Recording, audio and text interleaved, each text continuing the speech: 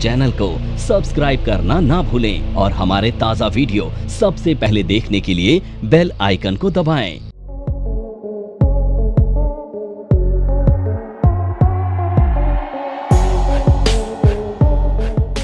आज का टॉपिक है TDS, tax deduction at source.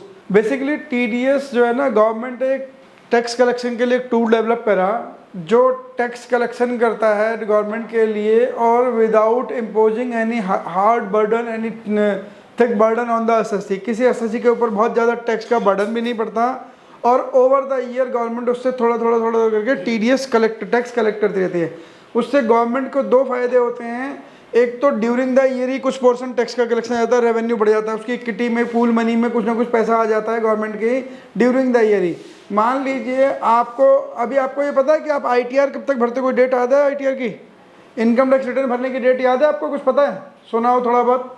अभी जो फाइनेंशियल ईयर ख़त्म हुआ है वो 1 अप्रैल 2023 को चालू हुआ था और 31 मार्च 2024 को एंड हो गया। इस पीरियड में जो भी इनकम हुई होगी उसकी रिटर्न, इनकम टैक्स रिटर्न हम कब तक भरते हैं? जुलाई में। अगर हम इंडिविजुअल हैं तो 31 जुलाई लास्ट डेट है। अगर हम कंपनी हैं तो 31 अक्टूबर लास्ट डेट है। Company with audit 31 October 2024 last date है। यानी कि मैंने इस पूरे पीरियड में जितना भी पैसा कमाया होगा तो उसका फाइनल टैक्स कब पे करता हूँ? जब मैं आईटीआर फाइल करूँगा, है ना।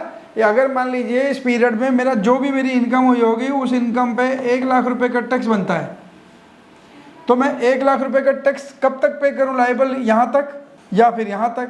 और जबकि इनकम मैंने कमाई है थ्रू आउट द ईयर, पूरे साल मैंने इनकम कमाई है, लेकिन मैं आईटीआर की ड्यू डेट को ध्यान में रखूंगा तो आईटीआर की ड्यू डेट ध्यान रखने के हिसाब से तो मेरे को टैक्स लायबिलिटी बहुत देर में आएगी। टैक्स पेमेंट करने की लिमिट, है ना, टैक्स पेमेंट बहुत देर बाद आएगी मेरे पास।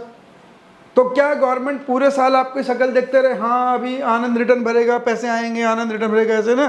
तो ऐसे तो, और लेकिन गवर्नमेंट को खर्चे तो ड्यूरिंग द ईयर भी चलाने हैं। तो गवर्नमेंट ने एक दूसरा तरीका निकाला कि आप थोड़ा पार्शियल किटी में कुछ पूल मनी में पैसा इकट्ठा करके डालते रहो ताकि ड्यूरिंग द ईयर आपके ऊपर भी जो इनकम कमा रहा है उसके ऊपर भी फाइनेंशियल बर्डन बहुत ज़्यादा ना पड़े टैक्स के नाम पे, और जो गवर्नमेंट के पास भी पूरे साल में कुछ ना कुछ पूल मनी में पैसा आता रहे। एक तो पर्पज़ इसका ये था कि बिना किसी एसएससी के ऊपर, बिना किसी इनकम अर्निंग पर्सन के ऊपर एक एक्स्ट्रा एडिशनल बहुत मोटा बर्डन इकट्ठे एकदम 31 जुलाई को आप किसी से बोलो अब तेरी टैक्स लायबिलिटी 1 लाख रुपए है तो पूरा 1 लाख रुपए अभी देना है, तो उसे सोचना भी पड़ेगा। प्लस 31 जुलाई से पहले उसे 1 लाख रुपए चाहिए। ये 1 लाख रुपए भी हो सकता है, 10 लाख रुपए भी हो सकता है। लेकिन अगर ये बोल दिया जाए कि 1 लाख में से पूरे साल में आपने जहाँ जहाँ काम करा था उसमें 70,000 रुपये टैक्स कट ही गया आपका, ये सरकार के पास टीडीएस के रूप में चला गया, अब आपको कितने पे करने हैं? 70,000 रुपये करने हैं। तो इस एसएससी को ये भी पता है कि मेरे पास पूरे साल भर में इतनी इनकम आ रही है, उसके ऊपर ये टैक्स आएगा, उसमें से इतना टीडीएस कट चुका है ड्यूरिंग द ईयर, तो लास्ट में मुझे अब 30,000 रुपये मांगना, मतलब 30,000 इट्स एन एग्जाम्पल कि मेरे पास जो भी मेरी ओवरऑल इनकम आती है उसमें से जो जिन लोगों ने मेरे को इनकम जनरेट करा के दी है, जिनको मैंने सर्विसेज दी थी, you are talking about the goods, so TDS is not on goods, primarily it is on services. There is only one section which talks about the TDS on goods which is only 0.1%, है ना। तो TDS basically services पे है। जिन लोगों को आपने services provide करी हैं उन सर्विसेज से आपको इनकम होगी। मान लीजिए आप सीए हो, आप अकाउंटेंट हो, कल को किसी कंपनी के लिए कंसल्टेंसी का काम करते हो, उसे कंसल्टेंसी दोगे तो उसको बिल भी दोगे। मान लीजिए आप हर महीने 50,000 रुपये महीने का बिल दे रहे हो, जिस कंपनी को 50,000 रुपये महीने का दे रहे हो बिल, ये आपको पैसे देगी तो 50,000 रुपये की इनकम है ना आपकी। तो अब अगर ये 50,000 पूरे के पूरे आपके पास चले गए तो अब आपके पास ड्यूरिंग द पूरे साल में 6 लाख रुपये आ गए। ऐसे कई सारे क्लाइंट होंगे, सबसे कुछ ना कुछ पैसा आपके पास आ रहा है पूरे साल में। तो सरकार ने क्या करा, सरकार ने बोला जिस कंपनी का आपने ये बिल दिया है ना, यही आपका कुछ नॉमिनल टीडीएस काट लगी। एक्चुअल इनकम आपकी कितनी है उस कंपनी को नहीं पता, उस कंपनी को लेकिन ये तो पता है ना कि उस कंपनी से आपने कितना कमाया। अगर आपने मान लीजिए एनआईएफएम को बिल दिया तो एनआईएफएम को तो पता है ना पूरे साल में आप मुझे 6 लाख रुपए का बिल देने वाले हो, 50,000 रुपये महीने का कॉन्ट्रैक्ट तय हुआ है, पूरे साल में आप मुझे 6 लाख रुपए का बिल देखो। तो एनआईएफएम को ये पता है कि मिस्टर एक्स ने पूरे साल में 6 लाख रुपए मेरे से कमाए हैं। तो now NIFM is responsible to deduct the TDS on this entire 6 lakh rupees, और वो भी वन गो में नहीं, जैसे जैसे बिल आएगा ऐसे ऐसे TDS काटना है उसे। ऐसा नहीं कि 31 मार्च को मैं 6 लाख रुपए पे TDS काट दूंगा। अगर 31 मार्च को 6 लाख पे TDS काटा तो गवर्नमेंट का पर्पज फिर डिफीट हो जाएगा। मैंने क्या बोला, गवर्नमेंट क्या कहती है कि TDS कटना चाहिए ड्यूरिंग द ईयर, जब जब आप इनकम अर्न और अक्रू कर रहे हो तब तब TDS काटो, ताकि गवर्नमेंट के पूल में किटी में पूरा पैसा पूरे साल आता रहे। अगर मान लीजिए आपने ये अप्रैल में बिल दिया, अप्रैल 24 में एक बिल दिया, फिर मई दोगे, मई में दोगे, जून में दोगे, ऐसे करते हैं, और कंपनी आपका लास्ट में 31 मार्च में जाके 31 मार्च 25 में जाके TDS काटे, तो गवर्नमेंट को तो फिर नुकसान हो गया। आपने पैसे पूरे साल कमाए और TDS कब मिला, साल के 12वें महीने में। That is not the purpose of the TDS। TDS का पर्पज ये है कि during the financial year government को रेवेन्यू चाहिए। साल के बीच में भी तो काम चलाना है ना, गवर्नमेंट के पास खर्चा है, साल के बीच में भी चलाना होता है, तो गवर्नमेंट को साल के बीच में खर्चा चलाना दो, इसलिए साल के बीच में ही पैसा भी चाहिए। यानी कि the moment anyone will earn the income, person who is remitting the income is liable to deduct TDS। यानी कि इस पर्सन को जिसको 50,000 रुपये पर मंथ देने हैं, तो NIFM की अब ऑब्लिगेशन लगाई कि इसका TDS काटे और फिर दे। मान लीजिए 50,000 रुपये पे 10% TDS कटता है फॉर एग्जाम्पल, तो क्या करेगी कंपनी अब NIFM, उसका TDS काटेगी 5,000 रुपये का, 45,000 रुपये उस कंसल्टेंट को दे देगी। तो NIFM के पास कोई एक्स्ट्रा कॉस्ट पड़ी क्या, NIFM को कोई कॉस्ट का बर्डन एक्स्ट्रा आया? अगर TDS नहीं काटती तो NIFM मिस्टर एक्स को कितने देती, 50,000। अब कितने दे रही है, 45,000 रुपये मिस्टर एक्स को, 5,000 रुपये TDS गवर्नमेंट को, यही तो है। तो NIFM के जेब में कोई एडिशनल बर्डन आया? NIFM के पॉकेट में फाइनेंशियली कोई एडिशनल बर्डन नहीं आया, कंप्लायंस का बर्डन जरूर आया, बाकी फाइनेंशियल कोई बर्डन नहीं आया। कंप्लायंस का बर्डन भी, आप काम करोगे कुछ तो गवर्नमेंट के रूल्स एंड रेगुलेशन मानने पड़ेंगे, वो बर्डन तो आपको झेलना ही पड़ेगा। तो सो फार NIFM के साथ कोई लॉस नहीं है, NIFM को कोई प्रॉब्लम भी नहीं है, वो बड़े आराम से TDS काटेगा, है ना। क्यों, NIFM अगर TDS ना काटे तो भी 50 देने, TDS काट ले तो भी 50 देने, तो NIFM गवर्नमेंट के कामों के किसी भी इनकम टैक्स के एक्ट की कंप्लायंस करने में कोई उसके पास रिलेक्टेंट होने की जरूरत नहीं है, और आराम से TDS काट सकता है।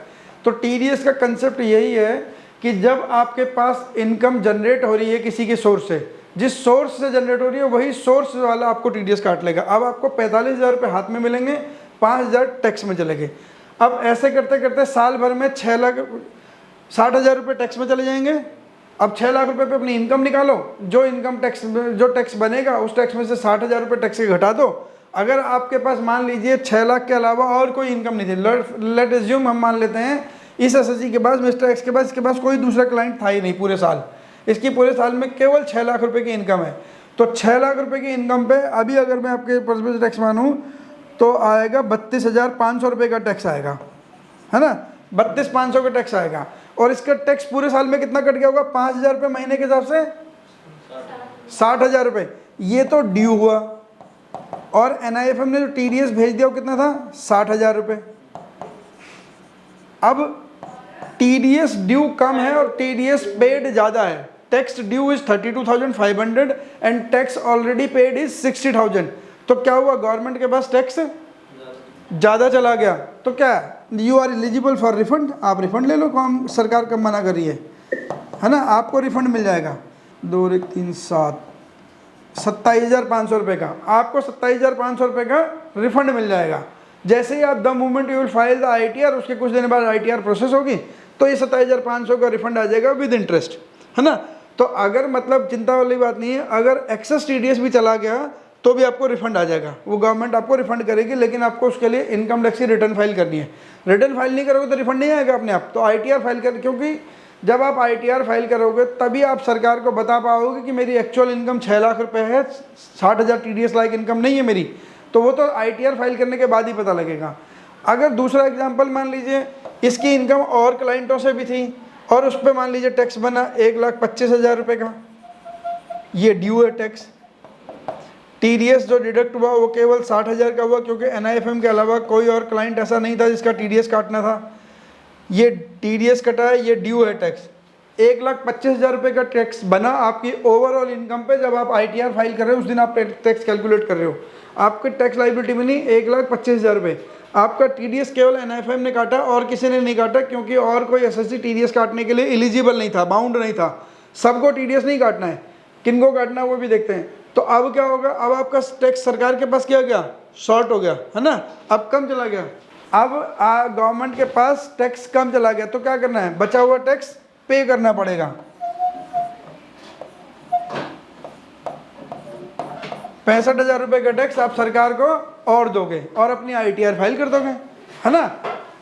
तो अब गवर्नमेंट ने ये मैकेनिज्म बना रखा है, मान लीजिए 1 रुपये का भी टैक्स नहीं बनता तो पूरा 1,25,000 कब मिलता, जब आप 31 जुलाई, जब टैक्स ज़्यादा होगा आप तो कहोगे मैं 31 जुलाई को रिटर्न भरूंगा, पहले क्यों भरूँ, है ना, टैक्स पे करना है, मैं रिटर्न भरूंगा 31 जुलाई की शाम को आराम से बैठ के। तो गवर्नमेंट सारे दिन देखती रहेगी, आज आएगी रिटर्न, कल आएगी रिटर्न, परसों आएगी, काम चलाना है, खर्चा चलाना है ना, देश कैसे चलाएं। तो इसलिए टीडीएस के मैकेनिज्म को इन्वॉल्व करा गवर्नमेंट ने, और TDS is a mechanism to collect the tax during the financial year. Government देखो 4 तरह से टैक्स कलेक्ट करती है।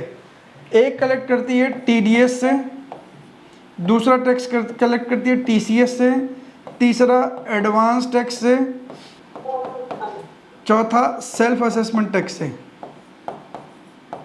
ये एक बहुत बड़ा मिथ है कि हम आईटीआर फाइल करते थे हम भी टैक्स देते हैं। आईटीआर फाइल करते हैं मुश्किल से हम 2-4-5% का टैक्स देते हैं, अगर टैक्स ज़्यादा रह जाए तो हम फिर इंटरेस्ट पे करना पड़ जाता है। तो आप क्या करते हो, आपको गवर्नमेंट ने, टीडीएस कौन है, जिसको आप गुड्स, जिसको आप सर्विसेज दे रहे हो, वो आपका टैक्स काट के जमा करा देगा, आपके हिस्से का कुछ टैक्स टीडीएस के सहारे चला गया। कुछ अगर आप हैवी ड्यूटी मतलब कॉस्टली गाड़ियाँ या कुछ स्पेसिफाइड गुड्स खरीदते हो, 10 लाख से ऊपर की गाड़ियाँ या कुछ और स्पेसिफाइड गुड्स हैं जिन पर टीसीएस कटता है, अगर आपने वो चीज़ खरीदी है तो उसके ऊपर भी आपका, आपसे मान लीजिए आपने 15 लाख रुपए की गाड़ी खरीदी, तो जो आपका कार डीलर है ना वो क्या करेगा, आपसे कार के पैसे 15 लाख के साथ 15,000 रुपये और लेगा। This is called TCS.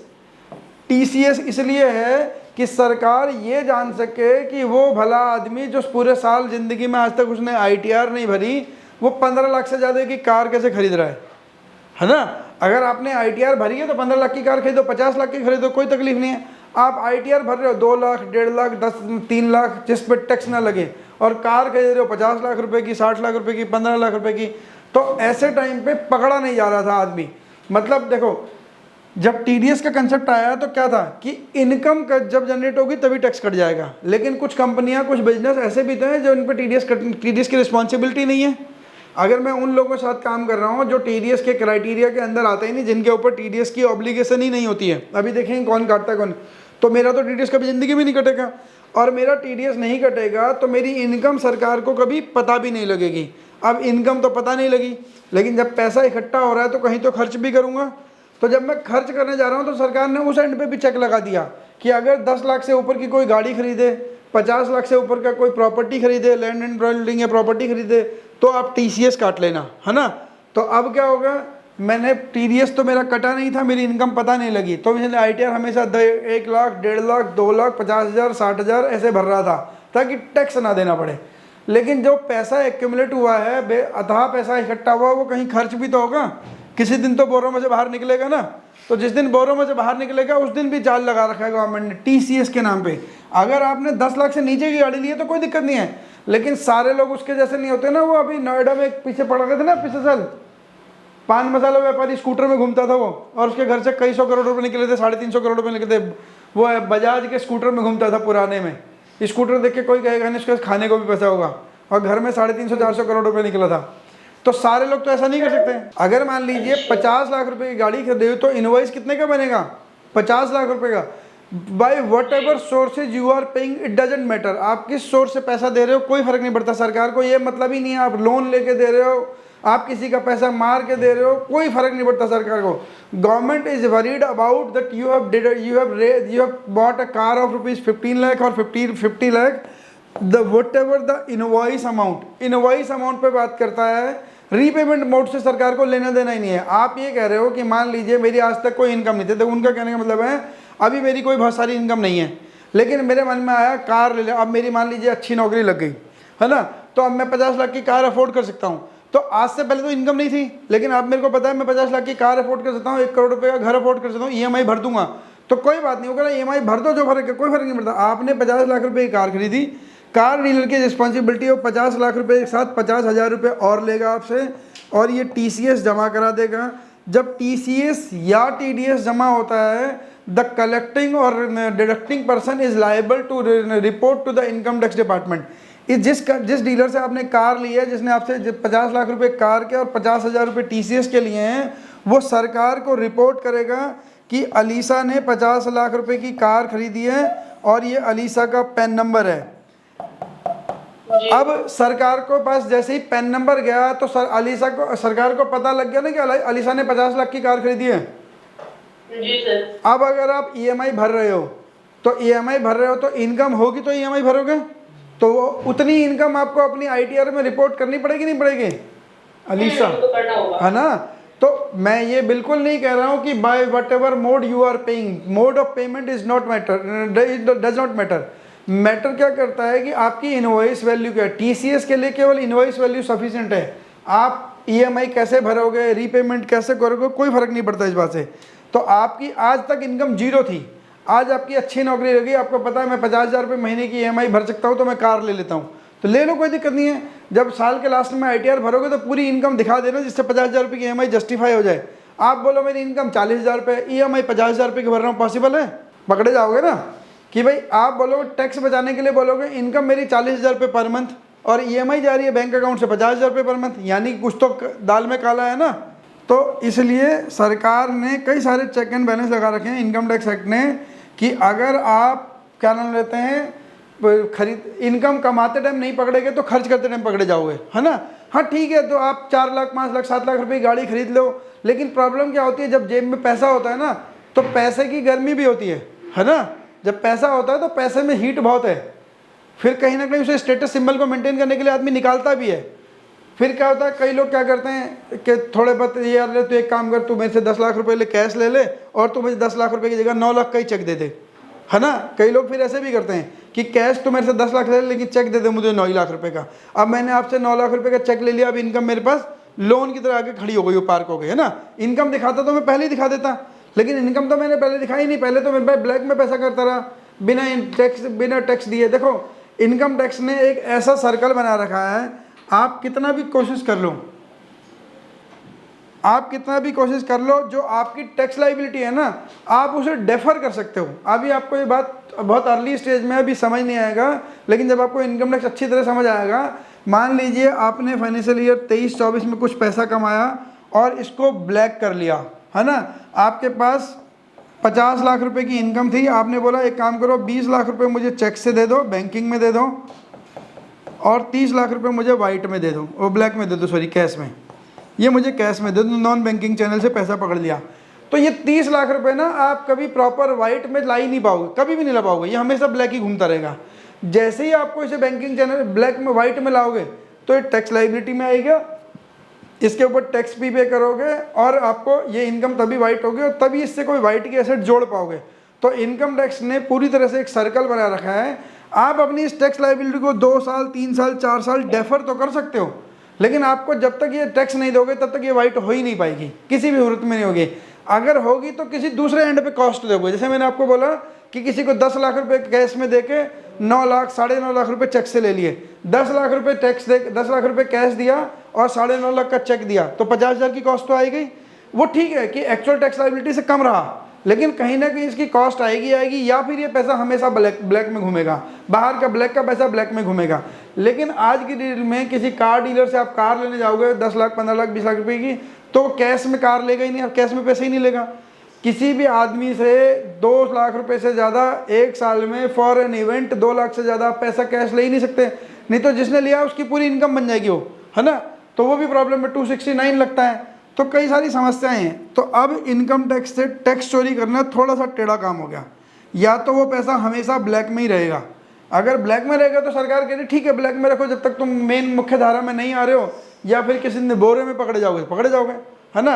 अगर वाइटिंग उसमें बैंकिंग चैनल में पैसा है, या टैक्स पे करके कैश रख लो, कोई प्रॉब्लम नहीं है। टैक्स पे करने के बाद कोई कैश नहीं रखता निकाल के, ध्यान रख लेना। जिस पैसे पे टैक्स दे दिया वो बैंकिंग चैनल में पड़ा ही रहता है। टैक्स पे करके कोई कैश बोरे में निकाल के लाएगा नहीं। कैश वो ब्लैक का पैसा वो होता है जो कभी बैंकिंग चैनल में गया ही नहीं, जिसके वो अपने इनकम कंसिडर ही नहीं करी, वो प्रॉब्लम है। तो TDS कट जाता है जहाँ से आप इनकम कमाते हो, TCS कटता है जब आप खर्चा करते हो। TDS आपकी जहाँ से इनकम कमाते हो वहीं पैसा कट जाता है, TCS खर्चा करते टाइम पैसा कटता है। एडवांस टैक्स आप ड्यूरिंग द ईयर अपनी इनकम को एस्टिमेट करते हो, उसके ऊपर एस्टिमेटेड टैक्स निकालते हो, उस एस्टिमेटेड टैक्स में से TDS और एस्टिमेटेड TCS घटा देते रहते हो, ये भी घटाते, जो बच जाता है उसको इंस्टॉलमेंट में पे करते रहते हो। फिर भी अगर कुछ माइनस रह जाए तो फिर आप last amount self assessment tax में पे कर देते हो eight the time of filing of ITR। तो सरकार आपसे ड्यूरिंग द ईयर ही पूरी तरह से टैक्स ले लेती है। अगर इस प्रोसेस में कोई शॉर्टफॉल होता है और उसके बाद आप कोई टैक्स पे करोगे तो उस पर इंटरेस्ट लगता है। तो ये खाली मिथ है कि हम अपना टैक्स कब पे करते हैं, जब हम ITR फाइल करते हैं। नहीं, ये बहुत बड़ा मिथ है। ये वो लोग करते हैं जिनका टोटल टैक्स लायबिलिटी 10,000 से कम आएगी, वो लोग तो बच जाते हैं। अगर मेरे पूरे साल की इनकम पे मेरा टैक्स लायबिलिटी 10,000 से कम है तब तो मेरे लिए प्रोसेस कोई मैटर नहीं करता। लेकिन अगर मेरी टोटल टैक्स लायबिलिटी में 10,000 रुपये से ज़्यादा का डिफरेंस आ गया तो मेरे को यहाँ पे जब मैं सेल्फ असेसमेंट टैक्स दे रहा हूँ तो मेरे को इंटरेस्ट पे करना पड़ जाएगा। देखो, मान लीजिए कोई असेसी है जिसका टोटल टैक्स बना 2 लाख रुपये, ITR फाइल करते हैं और इसको इस 2 लाख रुपये को पूरे साल एस्टिमेट करके रखना है कि एवरेज मेरा TDS कट जाएगा 1 लाख रुपये का। कुछ मैंने एसेट खरीद ली, उस एसेट पे मेरा 50,000 रुपये का TCS भी कट चुका है। एडवांस टैक्स को भी मैं एस्टिमेट लगा रहा था। एडवांस टैक्स को एस्टिमेट कैसे लगाते हैं कि पूरे साल हम क्या करते हैं, एडवांस टैक्स की 4 इंस्टॉलमेंट जाती हैं कंपनियों के लिए, 3 जाती हैं इंडिविजुअल के लिए। अब अगर इंडिविजुअल की बात करूँ तो पहला एडवांस टैक्स जाता है 15 सितंबर को, फिर जाता है 15 दिसंबर को, फिर जाता है 15 मार्च को। ये एडवांस टैक्स किससे जाती है, कैसे जाती हैं कि मैं ये मान के चलता हूँ मेरा टोटल टैक्स बनेगा साल में 2 लाख रुपये, उसमें से 1 लाख रुपये का TDS कट जाएगा, 50,000 रुपये का TCS कट जाएगा, कितना बचा 50,000 रुपये। 50,000 रुपये की पहली किस्त यहाँ डालूंगा जो आएगी करीब 45% के आसपास। 50,000 का 45% यहाँ पे जमा हो जाना चाहिए। फिर 30% और जमा करूँगा तो यहाँ पे आते आते क्या होगा, 50,000 का 75% जमा हो जाएगा, है ना, 45 और 30 75। फिर 50,000 का बचा हुआ 25% मैं यहाँ पे जमा कर दूंगा। जब मैं यहाँ जमा कर दूँ कितना हो जाएगा, पूरा का पूरा 100% टैक्स जमा हो जाएगा। यानी कि मेरे 2 लाख रुपए सरकार के पास 31 मार्च से पहले चले जाएंगे। अगर यहाँ पे ये शॉर्टफॉल हो गया, अगर ये लास्ट में जाके जाए, मान लीजिए ये एक्चुअल इनकम मेरी 2 लाख से ज़्यादा निकल गई, टैक्स जो है एक्चुअल टैक्स मान लीजिए मेरा 3 लाख रुपये चला गया, मैंने एस्टिमेट लगाया था 2 लाख रुपये का और निकल गया 3 लाख रुपये, तो ये सारी पेमेंट शॉर्ट पड़ जाएंगी, है ना। ये सारी पेमेंट शॉर्ट पड़ जाएंगी और सारी पेमेंट शॉर्ट पड़ जाएंगे। जो बैलेंस पेमेंट यहाँ पे टैक्स जमा करूँगा उस पर मुझे इंटरेस्ट पे करना पड़ेगा अंडर सेक्शन 234B और 234C डेफरमेंट ऑफ टैक्सेज, है ना। Short payment and deferment of taxes में मेरे को 234B और 234C में टैक्स इंटरेस्ट पे करना पड़ेगा इस वाले टैक्स के बाद। यानी कि गवर्नमेंट आपसे टैक्स ड्यूरिंग द ईयर ही ले रही है सारा। ये सब उनके लिए होता है जिनका total tax minus TDS minus TCS is greater than 10,000। तो उन सबको ये मानना पड़ेगा, उन सबको ये एडवांस टैक्स जमा करना पड़ेगा, ठीक है। मतलब तीसरी वाली कंडीशन कब आती है, if your total tax estimated total tax minus estimated TDS minus TCS is greater than 10,000।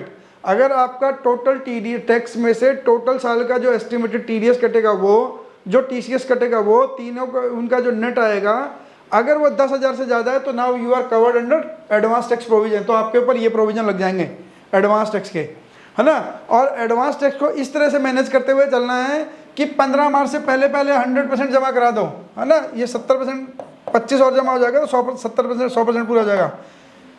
तो 15 मार्च से पहले एस्टिमेटेड टैक्स का 100% जमा करा दोगे। देखो अब ये कितनी बड़ी समस्या है, 15 मार्च को ही आप जमा करा रहे हो जबकि आपने अभी इसी फाइनेंशियल ईयर में 31 मार्च तक बिजनेस भी करना है ना।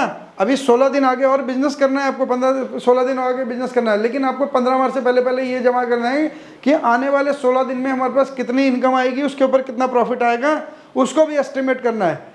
ये होता प्रोविजनल बेस पे है। लेकिन मान लीजिए अगर फाइनल आते आते 98% 99% तक टैक्स जमा हो चुका है तो इंटरेस्ट नहीं लगेगा। लेकिन अगर शॉर्टफॉल ज़्यादा होगा तो इस सेल्फ असेसमेंट के अंदर के इंटरेस्ट के साथ पे करोगे आप। ITR अगर ये मान लीजिए इट इज़ लेस देन 10,000, है ना, अगर ये डिफरेंस जो है, ये वाला डिफरेंस जो है लेस देन 10,000 है, फिर कोई तकलीफ नहीं है, फिर आप ऐस करो, फिर आराम से सो सकते हो। अगर ये डिफरेंस लेस देन 10,000 है, now advance tax provisions are not applicable on you और you can deposit the tax at the time of filing of ITR और एज ऑन 31 मार्च को भी कर सकते हो आप सेल्फ असेसमेंट बेस पे, नहीं तो ITR फाइल करते हम कर दो, कोई दिक्कत नहीं है ना। ITR फाइल करते हम भी कर दोगे तो कोई तकलीफ नहीं है। फिर 31 जुलाई तक आप रिटर्न भरो या 31 अक्टूबर तक भरो, इंटरेस्ट नहीं लगेगा। लेकिन अगर ये 10,000 से ज़्यादा हो गया तो इंटरेस्ट लग जाएगा। इट मीन्स आपको 15, जबकि अगर ये कंपनी होगी तो एक टैक्स 15 जून को भी जाता है। अगर ये कंपनी होती तो 15 जून को भी जाता है ना।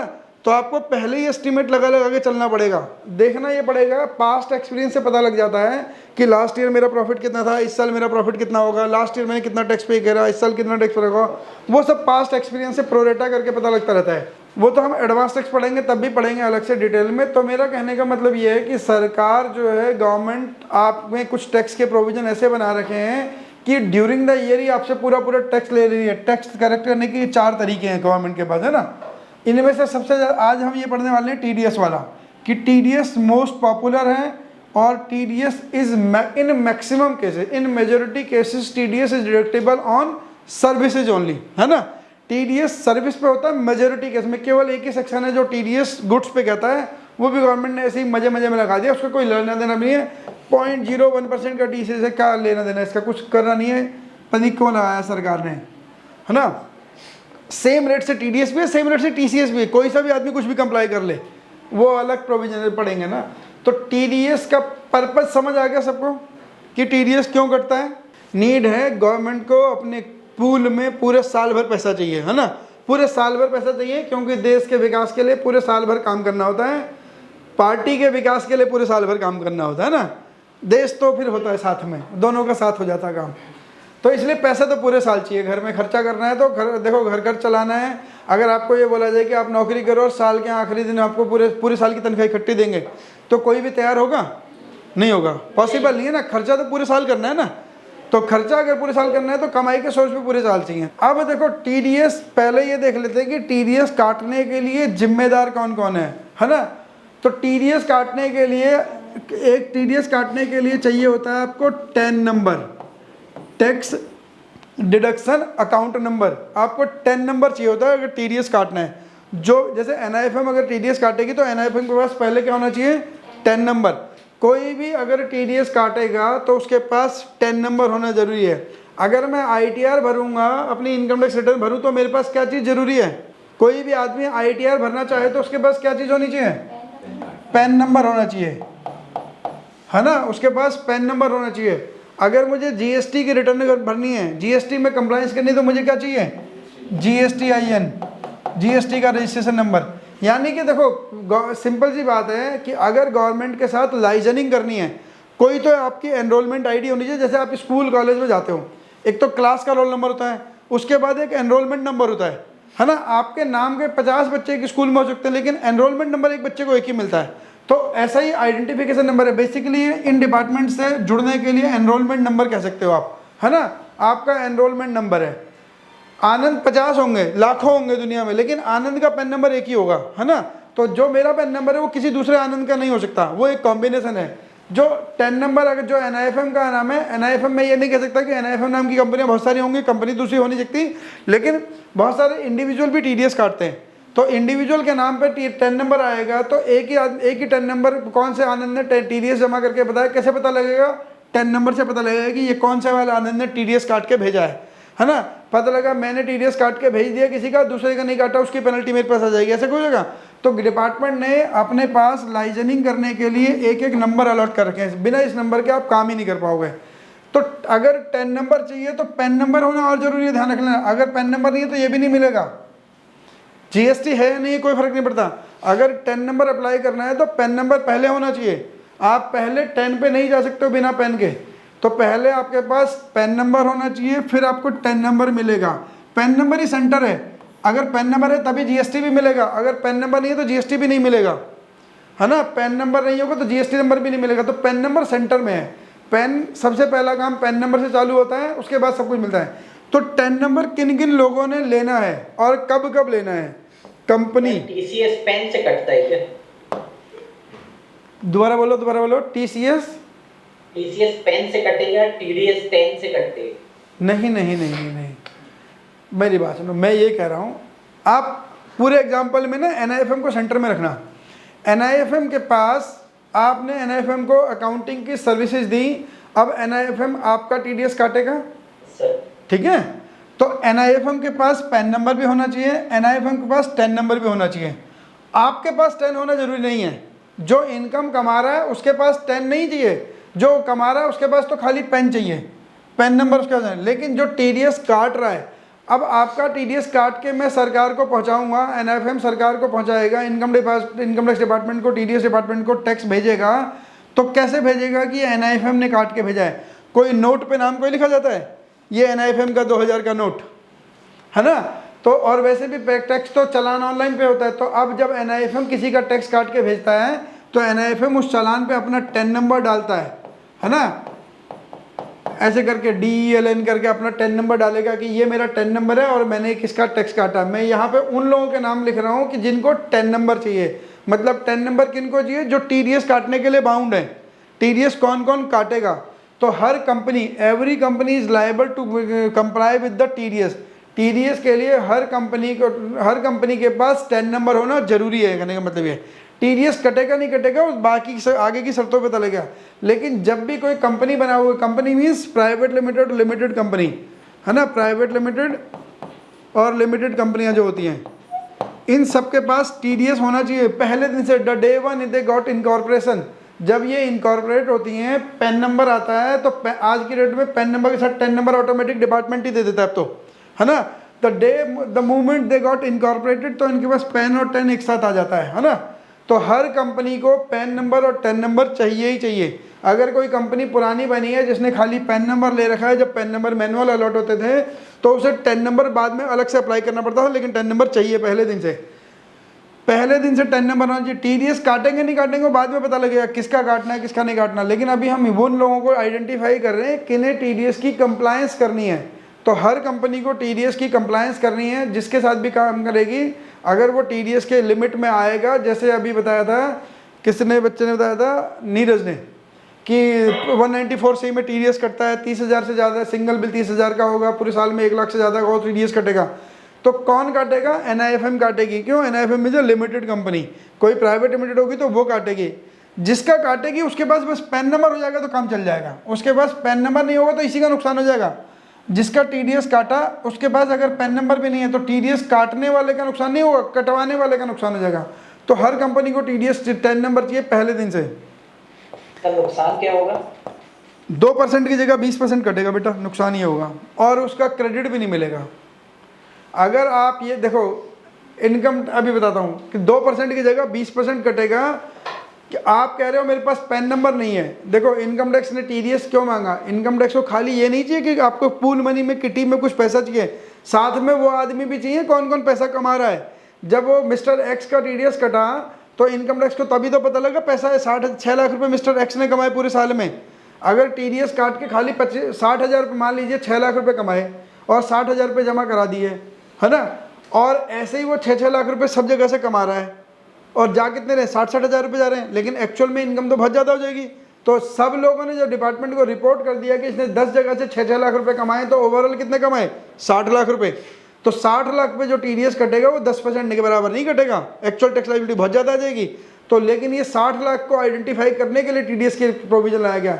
एक तो पूल में ड्यूरिंग द ईयर पैसा चाहिए, दूसरा किस आदमी ने कितना पैसा कमाया ये भी पता करना है सरकार को पूरे साल में, ताकि साल के लास्ट में कोई आदमी ये ना कहे मैंने कुछ नहीं कमाया। इसलिए साल के लास्ट में भी, तो अगर पैन नंबर नहीं होगा तो उसका परसेंट TDS कट जाएगा 20%, 1 और 2% की जगह 20% काटना पड़ेगा, हायर रेट से TDS काटना पड़ता है, वो नुकसान हो जाएगा।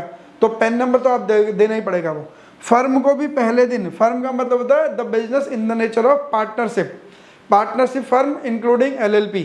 फर्म और LLP दोनों को 10 नंबर चाहिए अप्लाई करना। जैसे ही कंपनी ये बनती है, पार्टनरशिप डीड बनाते हो, पार्टनरशिप डीड बनाने के बाद आप पैन नंबर अप्लाई करते हो। उसका पैन नंबर अप्लाई करने के तुरंत बाद जैसे पैन नंबर आया तो ऐसे 10 नंबर अप्लाई करना पड़ता है। ये बाय डिफ़ॉल्ट नहीं आता। कंपनीज एक्ट वाले, MCA वाले दोनों चीज़ साथ साथ दे देते हैं, लेकिन पार्टनरशिप फर्म का, क्योंकि फर्म का रजिस्ट्रेशन इंडिया में होता है लेकिन लोग कराते नहीं हैं, है ना, आपस में एग्रीमेंट डीड बना के, पार्टनरशिप डीड बना के दोनों पार्टनर घर में रख लेते हैं, लेकिन कोई रजिस्टर्ड कराता नहीं।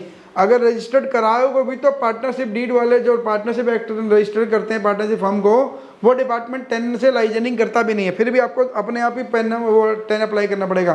तो पार्टनरशिप फर्म बन जाएगी तो पहले आपको पैन नंबर लेना है, पैन नंबर लेने के तुरंत बाद वैसे ही पैन नंबर आ जाए तो 10 अप्लाई करना है। कौन बचा आप? इंडिविजुअल और HUF।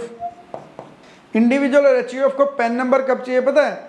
जब इनकी टर्नओवर 1 करोड़ को क्रॉस कर जाएगी। In case of turnover exceeding ₹1 crore, अगर टर्नओवर 1 करोड़ से ज़्यादा होगी तभी ये 10 नंबर लेंगे, नहीं तो 10 नंबर लेने की जरूरत नहीं। सारी ज़िंदगी बिजनेस करो, टर्नओवर आपकी 1 करोड़ से कम रहेगी, कभी भी आपको 10 नंबर नहीं लेना। ये चीज़ समझ आई कि 10 नंबर कब चाहिए? कंपनी जैसे प्रोप्राइटर कंपनी है तो उसका प्रोप्राइटर बेटा प्रोप्राइटर के नाम का रहेगा क्या? मेरी बात सुनो, प्रोप्राइटर देखो हम ना अकाउंटेंट की भाषा में बात करते हैं अपनी टर्मिनोलॉजी में। प्रोप्राइटर कंपनी होती ही नहीं कभी, है ना। प्रोप्राइटरशिप भी बिजनेस होता है, वो एक लेमन में बोलते हैं proprietor company. Proprietorship business, individual का जो बिजनेस है वो प्रोप्राइटरशिप फॉर्म है उसकी, है ना। उसकी जो फॉर्म है टैक्स की लैंग्वेज में वो प्रोप्राइटरशिप है। तो प्रोप्राइटरशिप में जब आप 10 नंबर अप्लाई करोगे तो आपके खुद के नाम पे ही आएगा पेन 10 जो आएगा, क्योंकि प्रोप्राइटरशिप में मालिक का ही पेन नंबर लगता है। जैसे पार्टनरशिप फर्म है, अगर मान लीजिए 4 दोस्तों ने मिलकर पार्टनरशिप फर्म बनाई है तो 4 दोस्तों का इंडिविजुअल का पेन नंबर अलग और इस फर्म का पेन नंबर अलग आएगा। कंपनी में 6 डायरेक्टर हैं, 6 शेयर होल्डर हैं, तो उनका पेन नंबर अलग और कंपनी का पेन नंबर अलग आएगा। तो जब कंपनी को 10 नंबर मिलेगा तो कंपनी के नाम से मिलेगा, फर्म को 10 नंबर मिलेगा तो फर्म के नाम से मिलेगा। लेकिन जब इंडिविजुअल HUF बिजनेस करते हैं तो इंडिविजुअल HUF के नाम से 10 नंबर आता है ना। HUF क्या? Hindu undivided family, Hindu undivided family होती है। ये एक और तरह का बिजनेस करने का तरीका है। इनकम टैक्स ने एक एंटिटी बनाने की परमिशन और दे रखी है कि मान लीजिए आप किसी के पिताजी ने कोई बिजनेस चालू करा, अब उनके पिताजी ने बिजनेस चालू करा, अब वो दोनों भाई मिलकर बिजनेस चला रहे हैं, लेकिन वो चाहते हैं कि इस बिजनेस को स्प्लिट ना करें। ना तो प्राइवेट लिमिटेड कंपनी बनाना चाहते हैं, ना लिमिटेड कंपनी बनाना चाहते हैं, ना पार्टनरशिप फर्म बनाना चाहते हैं। कहते हैं जैसे पीढ़ियों दर पीढ़ी चला रहा बिजनेस ऐसे चलाते रहते हैं। तो वो HUF होती है, हिंदू अनडिवाइडेड फैमिली होती है। और उस HUF के अंदर जितने लोग नीचे डिसेंडेंट पैदा होते रहेंगे वो सब उस HUF के मेंबर बनते रहेंगे ऑटोमेटिकली, उनमें कुछ नहीं करना। तो हिंदू अनडिवाइडेड फैमिली एक अलग से टैक्स सेविंग टूल होता है बेसिकली। अगर आपके पास 10 लाख रुपए तक की इनकम आती है तो आप 10 लाख रुपए तक की इनकम को HUF के थ्रू कमा सकते हो और आपको टैक्स बच जाएगा। HUF बनाने के लिए हस्बैंड वाइफ साथ में दो मेंबर होने चाहिए, एक को पार्टनर होना चाहिए, एक बच्चे का होना जरूरी है। इनकम टैक्स में अगर HUF को रिकग्नाइज करना है तो हस्बैंड वाइफ और एक बच्चा होना जरूरी है। अगर बच्चा नहीं है, बेटा बेटी कोई भी हो सकता है, तो कम से कम 3 मेंबर चाहिए HUF बनाने के लिए, है ना। 3 लोग होने चाहिए। तो HUF बनाने के लिए 3 लोग होने चाहिए, 2 को पार्टनर, 1 मेंबर। तो मेंबर जो होता है वो HUF का डिस्ट्रीब्यूशन नहीं करवा सकता, को पार्टनर बंटवारा करवा सकता है ना। तो हाँ जी जहाँ तक मुझे पता है एक कर्ता होता है बाकी को पार्टनर होता है। कर्ता का मतलब वही होता है, देखो मान लीजिए ये A है, मिस्टर A, ये मिसेज A, ये इनका सन या डॉटर कोई भी है। मिस्टर, इन तीनों ने मिलकर मिस्टर A को कर्ता बना दिया, ठीक है। तो मिस्टर A तो करता है, यानी कि अब income tax department, GST department, TDS department जो भी लाइसेंसिंग करेगा वो मिस्टर A को नोटिस भेजेगा। Mister A is authorised to execute all the business activity. कर्ता इन तीनों में से कोई भी बन सकता है, लेकिन मेल वो जो भी एल्डर मेंबर होगा, Elder member of the family, male female कोई भी हो सकता है, तो वो कर्ता बनेगा। लेकिन ये मिसेज A कर्ता नहीं बन सकती। मिसेज A इस HUF की मेंबर हैं, को पार्टनर नहीं है और ये कर्ता नहीं हो सकती। लेकिन ये जो लड़की है यहाँ पर अपने घर में अपने पापा की HUF में, ये को पार्टनर हो सकती है। बेटा भी को पार्टनर हो सकता है, ये दोनों कर्ता भी हो सकते हैं। मतलब जो मिसेज A है वो अपने हस्बैंड की फैमिली, अपने हस्बैंड की HUF में को पार्टनर नहीं हो सकती, मेंबर हो सकती है। And member can not call the partition, member partition को कॉल नहीं कर सकता, है ना। मेंबर और को पार्टनर में बस इतना ही फर्क है। तो ये लड़की अपने पापा की HUF में को पार्टनर हो सकती है। ये जो लड़की मिसेज A आई है ये अपने पेरेंट्स के यहाँ जाएगी तो वहाँ को पार्टनर होगी, लेकिन यहाँ हस्बैंड की HUF में को पार्टनर नहीं होती। कर्ता का मतलब होता है कि जो सारे बिजनेस को मैनेज करता है, जिसको वो ऑथराइज कर दिया जाता है कि भाई तू ही एग्जीक्यूट करेगा, सारे लोग नहीं करेंगे। अब इसमें तो जैसे जैसे ट्रेल नीचे बढ़ते रहेगी, 4 पीढ़ी तक सारे मेंबर बढ़ते रहेंगे, तो सब लोग HUF पे अलग अलग डिसीजन लेंगे, तो इनकम टैक्स डिपार्टमेंट किस किस को ढूंढता रहेगा? वो बोलेगा सोनू से पूछो, बोलेगा मोनू से पूछो, मोनू बोलेगा रमेश से पूछो, वो सुरेश से पूछेगा, इनकम टैक्स पूछता ही रह जाएगा, कई पीढ़ियाँ खत्म हो जाएंगी। इसलिए पहले बोलता है कि कर्ता बताओ कौन है, तो कर्ता, ये तो कर्ता हो सकता है, ये कर्ता नहीं हो सकती। यहाँ पे ये कर्ता नहीं हो सकती हैं, ये भी करता हो सकता है, ये भी करता हो सकती है, ये भी हो सकता है, ये नहीं हो सकती। ये अपने फादर के यहाँ पे जाके करता होगी, यहाँ करता नहीं होगी, है ना। 2 को पार्टनर 1 मेंबर। अगर मान लीजिए हस्बैंड वाइफ हैं तो ये HUF बना तो लेंगे, लेकिन वो जो HUF बनेगी वो हिंदू सक्सेशन एक्ट में HUF बनेगी, इनकम टैक्स में HUF रिकॉग्नाइज नहीं है। इनकम टैक्स में HUF होने के लिए इनके पास एक ट्रेल होनी चाहिए नीचे, है ना, तो वो होता है। इंडिविजुअल और HUF की TDS की कंप्लाइंस कब आएगी? उनकी जिम्मेदारी रहेगी जब उनकी टर्नओवर 1 करोड़ हो जाएगी। टर्नओवर मतलब ग्रॉस रिसीट और gross receipt from the services और gross receipt from the sale of goods. Sale of goods और सर्विस को बेचने से जब आपकी टर्नओवर 1 करोड़, जिस साल आपकी टर्नओवर 1 करोड़ हो जाएगी, अगले साल आपको 10 नंबर लेना पड़ जाएगा दोबारा, है ना, तभी, उससे पहले आपको लेना नहीं है। यानी कि जिनके साथ अगर आप किसी इंडिविजुअल और HUF के साथ काम करते हो जिसकी टर्नओवर 1 करोड़ से कम है, तो आपका TDS नहीं कटेगा कभी भी, है ना। अगर किसी इंडिविजुअल HUF से ऐसा काम करते हो, कोई भी सर्विस देते हो उनको, और उसको दे रहे हो जिसकी टर्नओवर 1 करोड़ से कम है, अगर टर्नओवर 1 करोड़ से कम है तो उसके पास 10 नंबर नहीं होगा, 10 नंबर नहीं होगा तो आपका TDS ही नहीं कटेगा। तो TDS काटने के लिए ये 3 लोग जिम्मेदार हैं, private limited company, limited company, partnership firm और इंडिविजुअल और HUF, है ना, ये लोग जिम्मेदार हैं। पहले दोनों को तो आपको रजिस्ट्रेशन के साथ ही, जैसे उनका इनकॉर्पोरेशन होगा तभी 10 नंबर अप्लाई करना है, बाद वाले को जब इनकी टर्नओवर 1 करोड़ से जाओगी तब 10 नंबर अप्लाई करना है। यहाँ तक क्लियर है? Yes, sir.